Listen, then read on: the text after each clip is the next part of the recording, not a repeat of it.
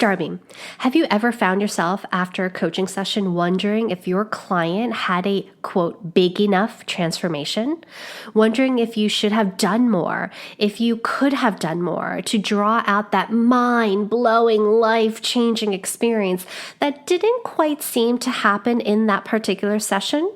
I see you. Our ego can really seek out these mind blowing moments that often lead our clients to gush about how amazing we are, can't it?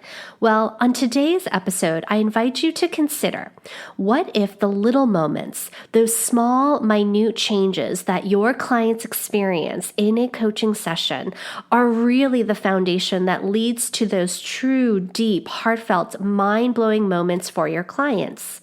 What if it takes the small moments to truly embody, receive, and act on the big ones? That just opens up a whole new level of transformation, doesn't it? Well, there's so much more where that came from, and you're not going to want to miss it. So go ahead and continue listening. Welcome to the Devoted Way podcast, all about magic and miracles with me, Sora Schilling. It's time to hone in on your intuition, become artful, respectful, and nuanced with your relationship with energy, and live life based on your design. Your unique blueprint encoded with stardust from the ethereal realm and blood from those that have come before you. You know what to do and how to be, so trust in yourself.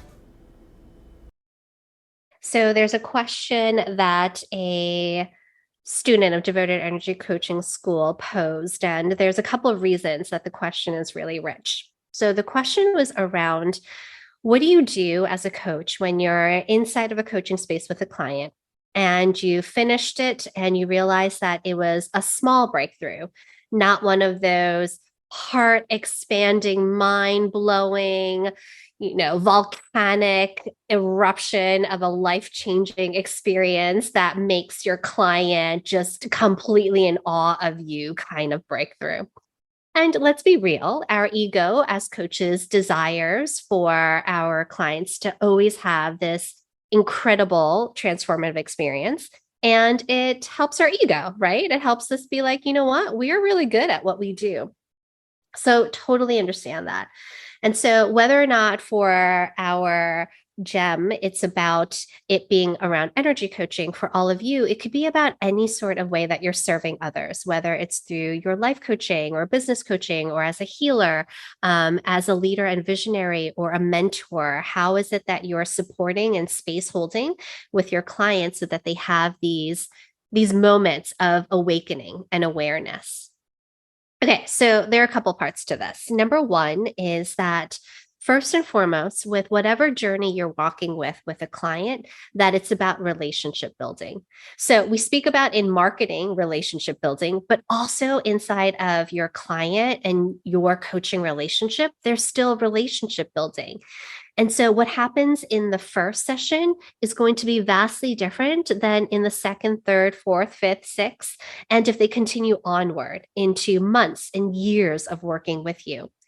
And so in the beginning, please also recognize that it has nothing to do with your level of mastery around coaching, but around the nuance of the relationship being built and how your clients are entering the space. So your client may enter the space and be brand new to coaching itself, or be brand new to energy coaching and have no idea what that means and what is expected of them.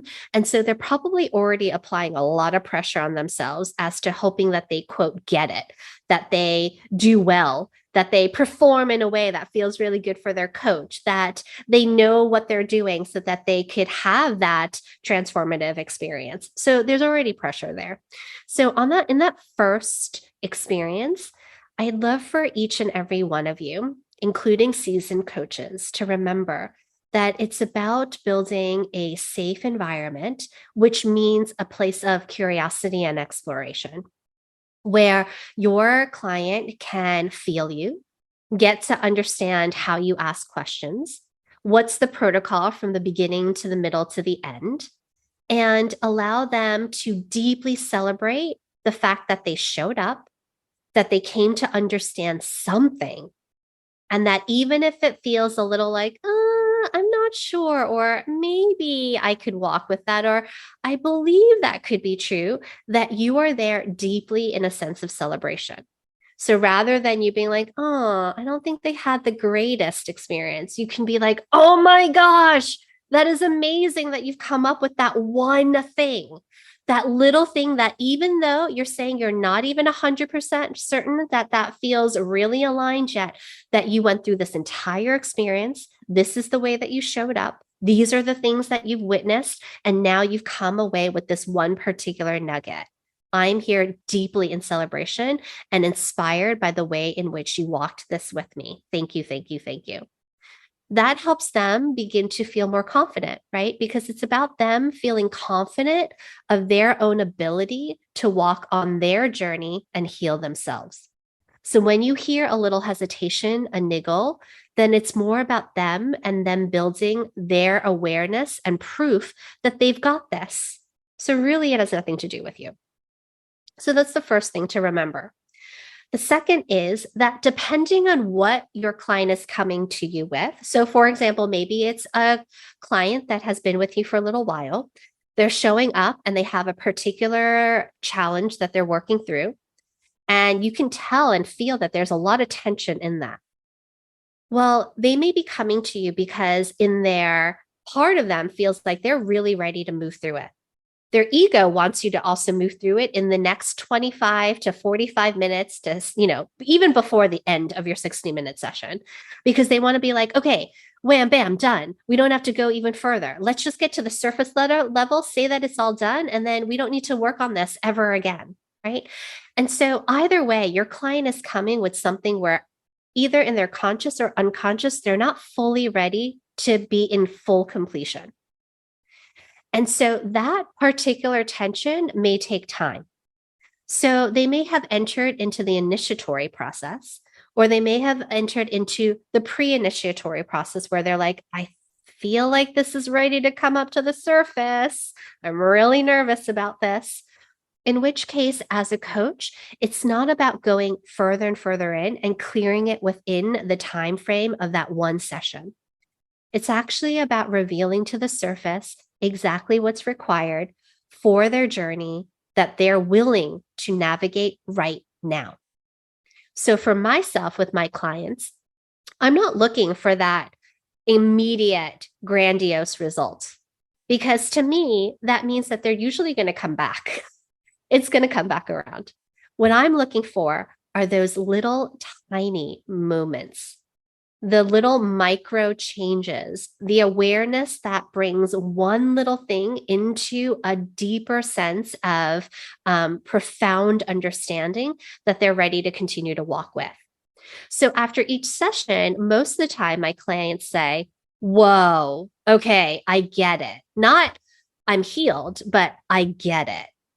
And so the invitation then is said, great, now that you get it, walk with it, chew on it, look at it, address it, notice how it's woven into every aspect of your life.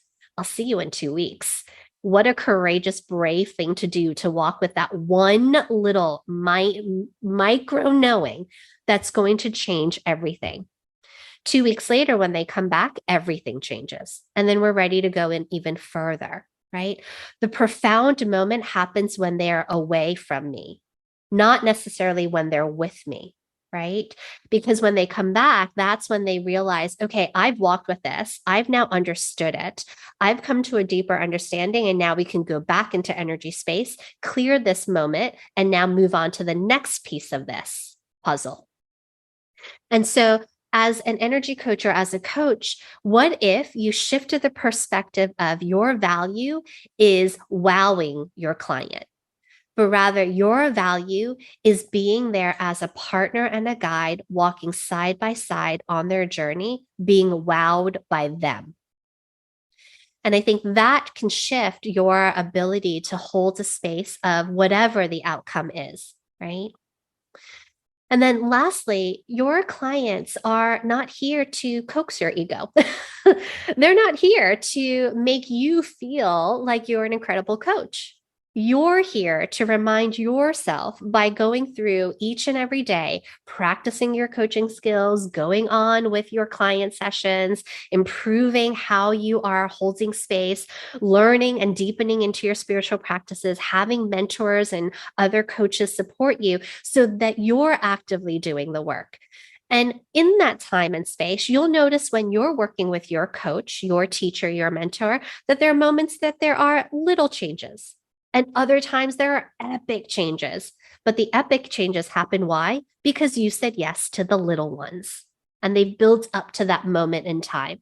So receiving support so that others can show you your blind spots are only going to then help you in acknowledging those tiny moments are the most valuable ones because you have proof within your own life. And that will serve you when you're holding space with others. And I find that's why Devoted Energy Coaching School trainees love being in the space because they're learning a new way of holding space and being a coach and deepening into their spiritual understanding of energy space for their clients. Absolutely. But most importantly, they're going into an internal roller coaster where they get to understand themselves and go through this healing initiatory journey over and over again, which makes them much more aware, more knowledgeable and wise, deeply more grounded and connected to themselves, and have the nuance in how to hold space for others. So I hope that answers the question around what happens when your client has only a mini little transformation experience versus a vast, grandiose one. It is a blessing to serve you. My deepest desire is to bring nourishment to your soul, activate and enliven your inner landscape, and find inspiration through the sacred stories of others and myself so we remember we are collectively woven.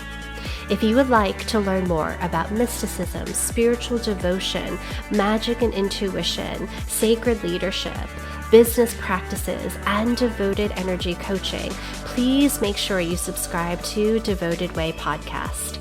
As I continue to serve, may I humbly ask for a sacred exchange. I would be so appreciative if you would write a love note, otherwise known as a review. Share the episode with your friends and community members, and engage with me on Instagram at Devoted Way. If you have any questions you desire to be answered on Devoted Way podcast, please head over to devotedway.com and send me an email. Stay sacred and discover your path and join the Devoted Way. May magic and miracles occur in your life every day as you co-create a synchronistic new world with the Great Mother. Until next time, this is Sora Schilling.